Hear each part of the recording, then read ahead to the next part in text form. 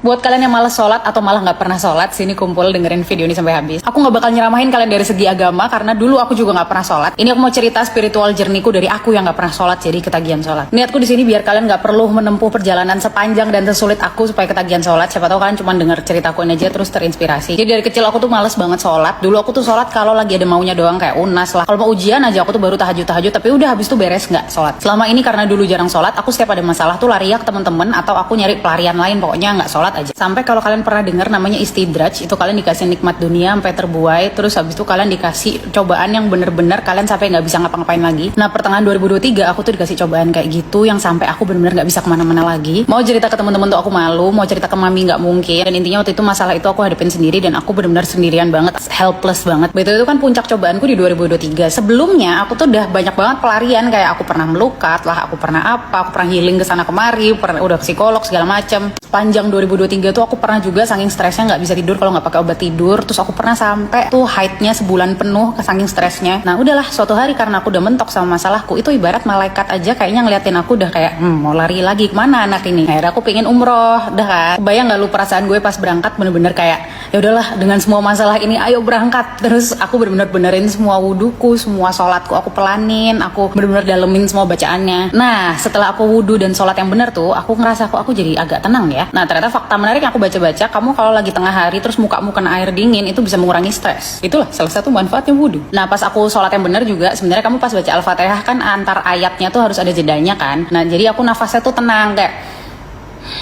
Nah itu ternyata mengurangi stres juga. Terus semua bacaan sholatnya aku dalemin, jadi aku baca artinya juga dalam hati. Terus habis sholatnya aku doa-doa juga. Nah tuh tiap sholat aku rasanya kayak tenang banget, kayak rasanya habis ngobrol sama psikolog gitu. Apalagi curhatnya langsung ke Allah gitu, yang bisa memberikan solusi terbaik kepada masalahku. Waktu itu aku mulai sholat subuh tuh yang bener. Sholat subuh, setelah sholat subuh tuh hatinya rasanya tenang gitu. Mendekati duhur tuh aku gelisah lagi karena masalahku. Terus mendekati duhur aku sholat lagi, tenang lagi. Mendekati asar gelisah lagi, sholat lagi, tenang lagi. Habis itu mendekati maghrib gitu aja terus sampai akhirnya sholat 5 waktu. Coba aku aja nggak nyangka aku tuh bisa sholat 5 waktu. Jadi kesimpulannya untuk kalian yang sama kayak aku dulu nggak ngaruh kalau diomongin sholat itu kewajiban lalala itu pasti masuk kuping kanan keluar kuping kiri. Aku tuh ternyata baru ketagihan sholat pas aku tahu bahwa sebenarnya aku yang butuh, bukan karena ya aku sendiri yang butuh. Gue stres kayak gini nyari pelarian kesana kesini. Ternyata sebenarnya tuh kita sehari udah dapat 5 kali jatah curhat gitu, tapi selama ini nggak pernah aku ambil jatahnya. Ngeyel aja nyelesain masalah-masalah hidup sendiri, akhirnya kalang kabut sendiri. Ya itu sih sebenarnya masalahku nggak langsung selesai, cuman